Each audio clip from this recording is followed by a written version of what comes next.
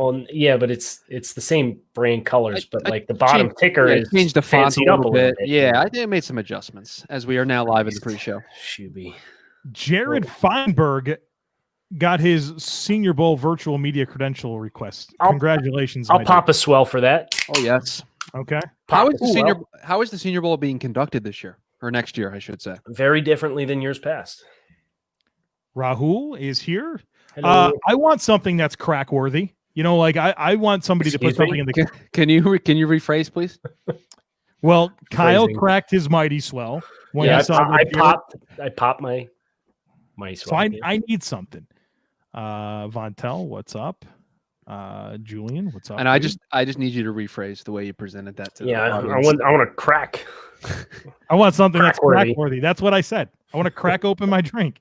Is that not a phrase that people say? Not in the manner in which you said it. But that's neither here nor there. So get to the point. You're fishing in the comments for what? Something good. Everybody tell us the best thing that happened to you today. Ooh, very good. We only have like 3 minutes, so you're gonna have to do it quickly. Pressure. Starting with Kyle, what's the best thing that happened to you today? Me? Yeah. Me? Yeah. I watched the Ryan Fitzpatrick throw to Mac Hollins up the left sideline for another 10 times. I watched the all 22 of that, and I still don't know what that safety is doing on that play. Fitz looked him off, man. You're dumb.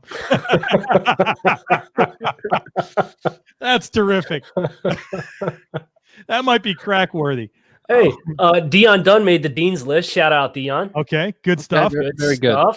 Can I share mine? Sure. My good friend Joe Marino in our Draft Dudes Slack channel shared with me all of Zach Wilson's snaps from this season. Yeah.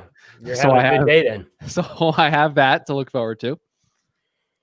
All right, Dion Dunn. I'm popping my peach mighty swell to Dion Dunn being on the Dean's list. Congratulations, my dude.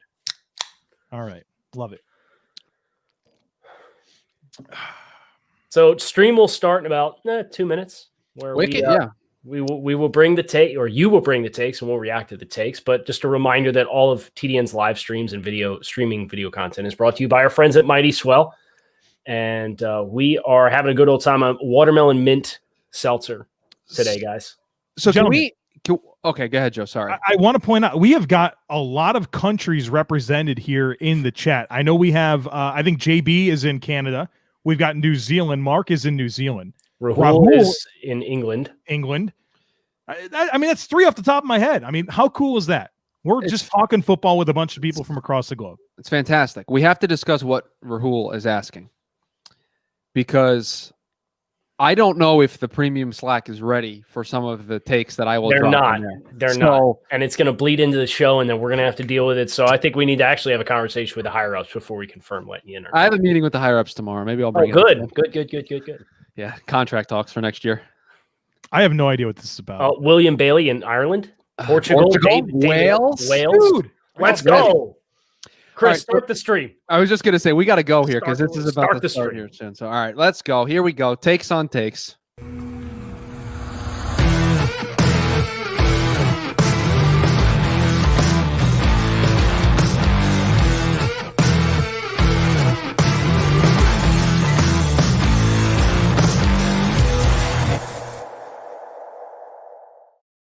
What's better than this? Guys being dudes here on the Draft Dudes podcast presented by Locked On. It's Joe Marino, Kyle Krabs, and Chris Schubert from the Draft Network, and we are your hosts here on this live episode of Takes on Takes. This podcast is brought to you by Pepsi. This football season will be different, and Pepsi is here to get you ready for game day no matter how you watch this season. Pepsi is a refreshment you need to power through game day and become a member of the League of Football Watchers. These passionate fans are the real generational talent that Pepsi fuels, because Pepsi isn't made for those who play the game. It's made for people like us who watch it. Pepsi, made for football watching. What's up, Kyle? You threw a little audible there at the end. I was enjoying Mad-Libbing with you, and then Pepsi's made for people like us, and I was going to say... Threw it off. Yeah, that's fine. It's fine. I'm seeing a lot of great takes already. Rahul's got one about Derrick Henry. Braden about Dwayne Haskins. Mm-hmm. There's some draft takes in here already. So I'm excited, man. It feels like there's a lot of energy with this being week 16. There's last Monday Night Football of the year, right? Correct me if I'm wrong. Yeah, That's correct. the last Monday Night Football. So, it's we kind of got that energy in the chat tonight. So I'm looking forward to seeing what the comments reflect with that. Bills Patriots tonight. And my question here to get us started is, Kyle, who are you rooting for? Mafia. Are you in? Do you feel like that's helpful? Nobody circles the wagons like the Buffalo Bills. Yeah, but come on, there's got to be a reason why. You know exactly Patriots why losing I'm in season. Okay, you want the Patriots to I want the Patriots to have a losing season. All right. Well, I wish it was more elaborate than that, but it's really not. Not been a lot of great fortune when you've joined the Mafia. So I've kind of jinxed you the last couple of times I've jumped on the Mafia. So, brother, you might be kicked out. You got some very kind tweets this past weekend. I did. For the holiday season, I was kind of an honorary Mafia adoptee for just a little while. I'm sure that'll go out the window this week, but right. Joe, we got to do a Locked On Dolphins, Locked On Bills crossover show this week too. Are you going to do it Wednesday morning? Great. After Draft Dudes recording? Yeah, I'm flexible. All right, cool. What's up, Chris? Hello, gentlemen. How are we doing? Wonderful. It's fine Monday evening. Big game tonight. Go Bills. I hate the Patriots. I want Bill Belichick to never have anything nice ever again. So, Joe, I'm with you tonight. Thank you. Are we ready for some takes? Yes. And I want to start with one that is takes. No. Oh, that's Draft Dudes party. That's going on the soundboard. That's going on the soundboard. Yep. I want to start with. Oh, by the way, Sam, thank you for the shout out on the new glasses. Yeah, I got some new blue light glasses so I don't burn my eyes staring at my computer all day. I want to talk about a take that is recent in the news because it happened a little bit after Draft Dudes was recorded this morning, and I've seen it in a bunch of different places. We'll pick the one from Braden here, though. Yep. Dwayne Haskins does not play another NFL snap. God, I love his doggo. Such a handsome good doggo. Yeah, good doggo. Joe, you really perked up on that. Why don't you take it? Mostly because I've never thought about that idea until this moment, and I'm starting to think like, all right, I see where he's coming from. I'd say it's unlikely. I mean, he was a first-round pick in 2019. I do want to know what team would have drafted him if Washington didn't, right? Like, what was his real draft stock? Because we know that was a Dan Snyder pick through and through. I mean, in fact, we'd had two different coaching staffs that have wanted nothing to do with Dwayne Haskins, right? The Gruden staff and this one. But to never, I mean, like, he's done. He's shown enough competency in the NFL to this point that, like, makes him better than other quarterbacks that are going to I think he does. I think he will take another snap, but that's a fun take. I'm gonna sell the take, and the reason why is this. You look on any given year at that one quarterback who inevitably is forced because of injuries into taking a start for some team throughout the course of the season. Yep. And every single year it's like, holy shit, that guy still has a job as an NFL quarterback. Mm-hmm. Dwayne Haskins, former first-round pick. He has some ability throwing the football. He's more of a traditional pocket-style passer. Nobody tells Stephen A. Smith, but it's my favorite moment of the 2019 draft cycle is him calling Dwayne a runner. Oh, in the Ohio State players. Yeah. Coming to defend Dwayne Haskins in the wrong way. Right. Yeah. So I inevitably think when you're a former first-round pick, even though there's some big red tape there as far as his decision-making process and maturity at this point, that seemed like a big sticking point with Ron Rivera, you will get more swings of the bat at you just because of your draft status. And with some of these guys that end up taking snaps every year, I'm buying Haskins getting more reps down the road at some point. For Haskins as well, like, the pressure's off now, right? You're not going to be asked to be the face of any franchise, right? Like 1 year starter at Ohio State, drafted to the Washington football team, his childhood team growing up. He no longer has that weight, right? The expectations are suddenly very, very low for Haskins, and maybe in the long run, this will be the best thing that ever happened for him. Yeah, I mean, I don't think we'll see him anytime soon because he feels a long ways away. But it's Josh Rosen is a good example of a guy too that like kind of bounced around and signed to San Francisco's active roster. Who takes the next snap in a regular season game? Josh Rosen or Dwayne? That's a good question. Good job, Joe. Rosen. I'll take Rosen. Rosen's on a team at least. So 49ers play 3-4 quarterbacks every year. You know what I mean? It's just a matter of time for him. System. And the thing with Haskins, right, is that take is basically saying that there's never a scenario where he lands as like a second or third string quarterback, guys get hurt, and he comes in and plays one snap. Like it just, I'll take the odds that happens, right? I'll just play the numbers there. We mentioned it in the pre-show. We'll throw Rahul's take up there. Derrick Henry is the most indispensable non-quarterback in the league. And Joe, I believe this comment is specifically directed at you here. Get that poop hat ready. No taking the field on this. Oh my goodness. And the lights. What position does Derrick Henry play? He plays running back, Joe. Therefore, he is not the most indispensable player in the NFL. That doesn't make him unvaluable. But right, you can't be a running back and be the most indispensable player. He's valuable to Tennessee. They've made him valuable. They've built the team that makes him super important. But that is just crazy. I mean, did you watch the game last night and tell me Devontae Adams is not more indispensable than Derrick Henry if we're going non-quarterbacks? Like, have you seen Joey Bosa play football? I have, yes. Yeah. How about Aaron Donald? How about Aaron Donald with the Rams front? I've watched him play football too. Yeah. With a defense that has 2 stars and kind of collectively throws the rest of the group together on any given season. Khalil Mack, good at football. If you're asking me to pick a running back, any running back is the most indispensable player in football that's not a quarterback, I'm not going to, so quit asking. Wow. You okay? All right. Not going to, so quit asking. Quit asking. Quit asking. Sam, I'll throw your take up there. This is your one take of the show, though. The teams that draft quarterbacks this year will be the Jags, Broncos, Falcons, and the Washington football team. Do we want to tackle this one by one, gentlemen? Yeah, let's go through the gauntlet. Assuming first-round quarterbacks? Presumably. I would assume that is what the take meant, but if Sam would like to clarify in the comments, that would be lovely. Shuby, let's make sure we get this one from Tone Lantern that just came in too. Okay, I do see it. I just scrolled. Sick. The Jags are taking a quarterback number 1, so I think we can 1,000,000% yes. We can say for certain that they're in there. The Broncos, man, they like themselves some Drew Lock. They probably don't feel like they know enough about Drew Lock. Correct. I think that there are Denver's picking like 10 too. So right. Drew has his own issues, but I mean they developing quarterback around developing weapons. I've been saying it for months. Didn't give him a chance. Wow, Shuby didn't even let us get through the rest. I'm sorry. I thought you knew the list. I was just getting this big screen back up. Sorry, guys. Trying to produce the show while we're doing it here. Yeah, I know it's challenging, isn't it? Fangio will be back. Schefter reported that today. Yeah. Falcons I can buy if they're picking top 4 because one of those will most likely be Justin Fields / Zach Wilson. I have a hang up with this take.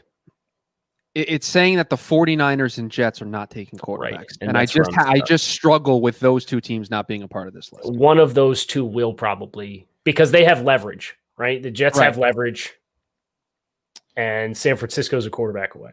Can't you see Washington being the Kyle Trask spot? That Scott Turner offense. I hope not. Well, where they've had with Kyle Allen.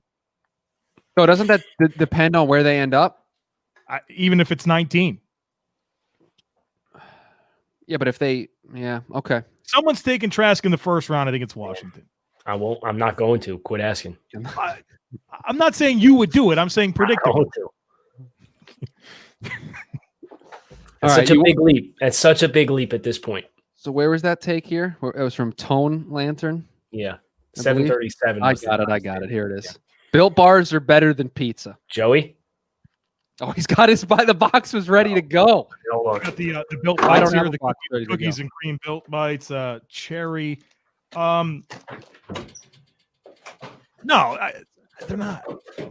I don't know if I'm allowed to say that. But I think it's an unfair comparison. We're talking about 2 completely different types of food groups here. Right. One's a meal, commonly accepted as one of the best foods in the world.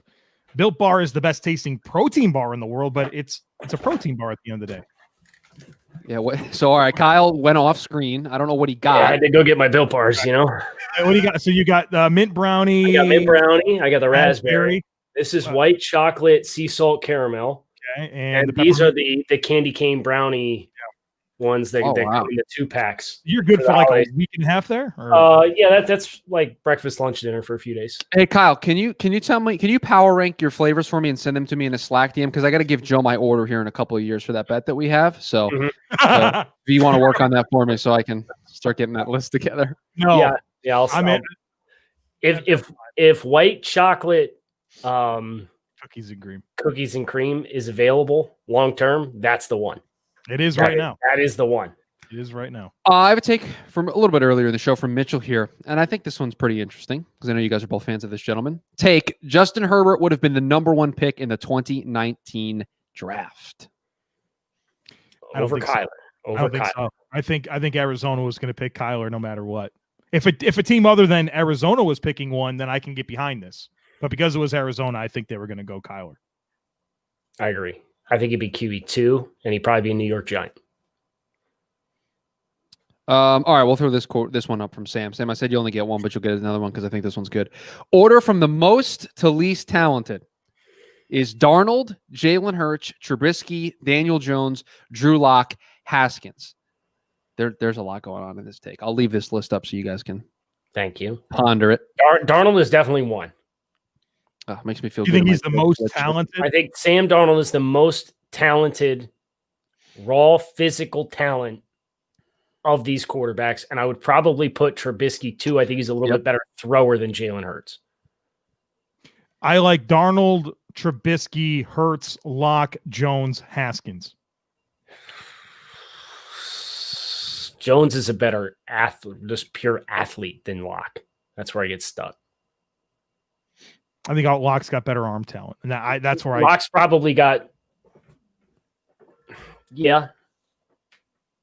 but Jones can actually make some stuff happen with his legs, and the Giants let him do that. So I think you're flipping a coin on those two, but I generally like the order that we have that has Darnold, Trubisky, Hurts, Jones, Lock, flip coin, Haskins. Atheist for the Cause has a take. Jamar Chase is the best non-quarterback prospect in the 2021 NFL draft, and I think Joe's going to want to get that hat again. Joe's drinking, and I'll go ahead and take a drink too. Yeah, I can see maybe how you get to that conclusion. It's not a conclusion that I would get to. I like Jamar Chase. I think he's like a fringe top 10 prospect. I wish there was a bigger sample size. I wish he was a little bit. I wish his play speed was better. I think he's going to test well, but I don't know that his play speed is going to match up with that. I think he's super smart, but I mean, Penei Sewell, Micah Parsons. I'm super high on Caleb Farley, even though he didn't score higher than Chase for me. I'm out on this. I'm also out on this. Mentioned Penei Sewell. This one from Timothy. Slater will be drafted before Sewell. What's up, Tim? Dude. I'm not buying, but I know that there's lots of people that would buy this take right now. Two guys that did not play college football in 2020. The sell, if you're buying, and the more you watch Rayshawn Slater, the more you do appreciate from an athletic ability and profile, backside cutoff, climbing the second level. He really shines in the run game in that regard. I would say his pass sets are probably a little bit more consistent than Penei Sewell's, even though he's not quite as dynamic when he's not moving forward. But the appeal and the sell for Slater is he could play all 5 positions on the offensive line. So because that's the big thing, Dolphins fans freaking out about having the number 3 overall pick as things currently stand, courtesy of Bill O'Brien and the Houston Texans. And you can't trade away from Penei Sewell. Well, yeah, you can. And just like you traded away Laramie Tunsil, and the offensive line is about finding a best combination of 5. And for me personally, you have more opportunities with more ammunition and more flexibility. So if you wanted to build the case for Slater, you would build it around positional flexibility. I don't think he's as dynamic of a player as Sewell. He doesn't pop as much because he's not as much of a height, weight, speed, pure athletic freak as Sewell. Don't you kind of think the league's going to gravitate towards that? I know the league loves Slater. We know that. Loves him. Sewell just seems like he's as good of a blocker, but with better traits. He's all upside in traits. So, and that's that can get scary for NFL teams too, because player development is not always something that's really strong on a team by team basis. So if a team says we want a finished product, they may end up grading Rashawn Slater over Penei Sewell. And that's fine. I don't think there's any question that there's more of a risk reward with Penei Sewell that is going to require player development. So you have to feel good about your coach's ability to teach fundamentals and teach technique and draw more out of a player than what they are when they get in the building. You know what everybody loves, guys? A good offensive line conversation. So let's keep it going. This take from William. There will be more offensive linemen taken in the 2021 first round than in 2020 first round. There were 7 last year. This is one of my favorite segments on the show. Draft Dudes Do Math. All right. So if we start from here, we get 5, and we just put them down, and then we go back the other way and see if we can find 3. Sewell. Sewell. Slater. Okay. So you just mentioned those 2. I'm glad those were the first 2 you named. Darrisaw. Sam Cosmi. Yeah.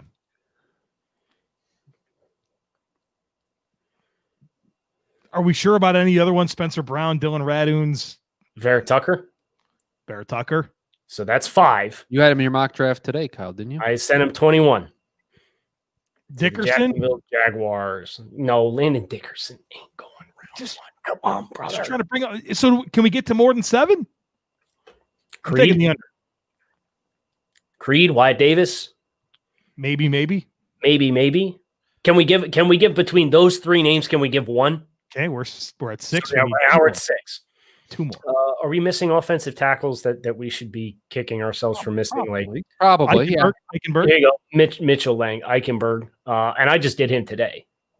First rounder. Pittsburgh Steelers, brother.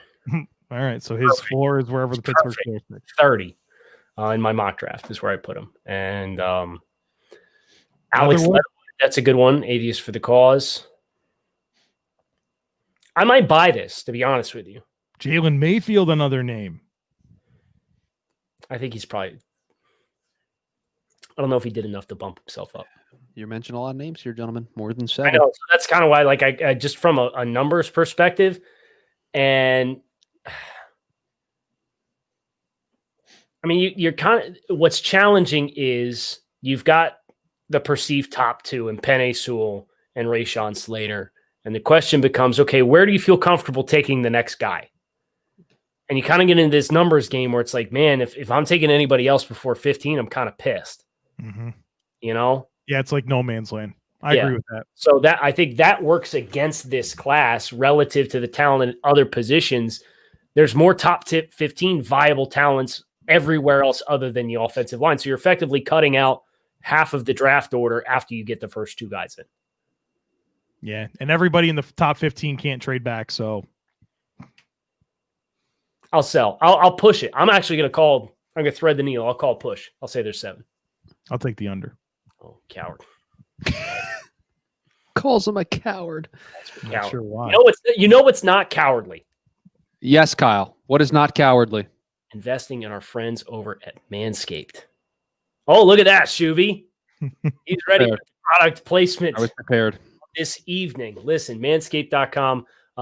They are one of our proud partners and sponsors, and they have a slew of men's grooming products for above and below the waist, not just for the holiday season. You can treat yourself all year round. So here's what you need to do. Go to manscaped.com, use promo code TDN, and you can save 20% off and get free shipping. It's manscaped.com, promo code TDN for all of the best in men's above and below the waist grooming products.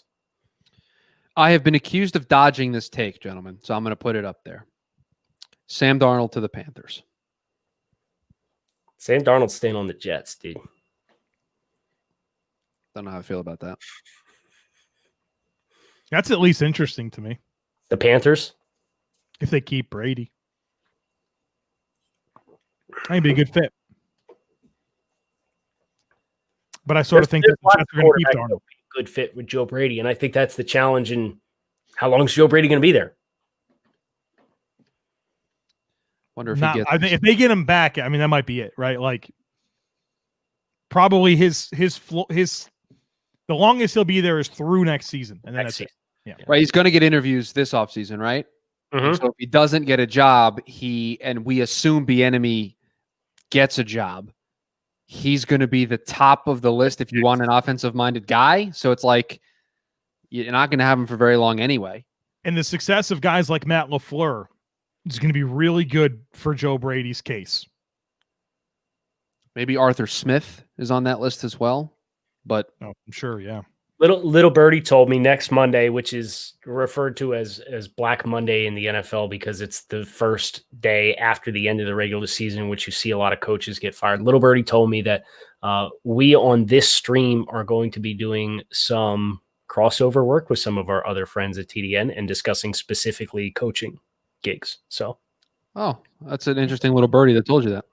Just put it up. I'll put this Von Tell take up here, college football related. Texas A&M will be second in the SEC West behind Bama for the foreseeable future as long as Jimbo is there. You know Jimbo's going to recruit. So he's got that working for him.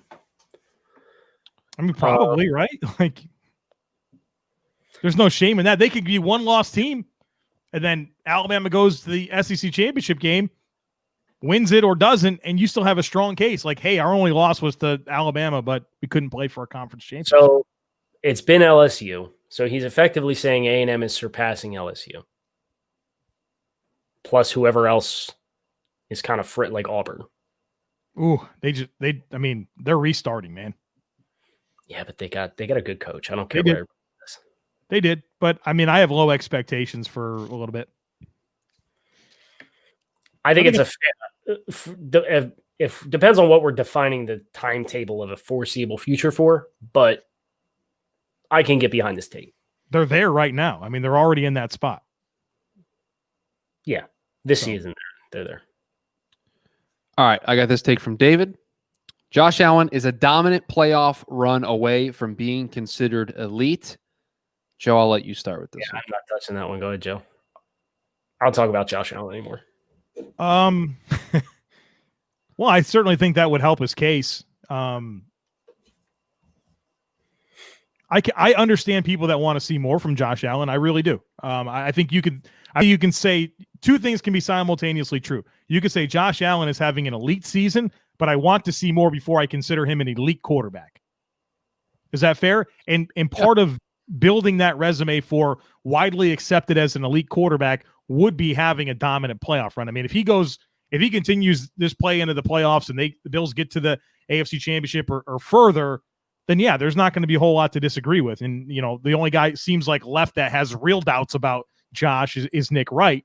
But it feels like everyone widely accepts Josh Allen as having an elite season. He's top 3 in MVP odds.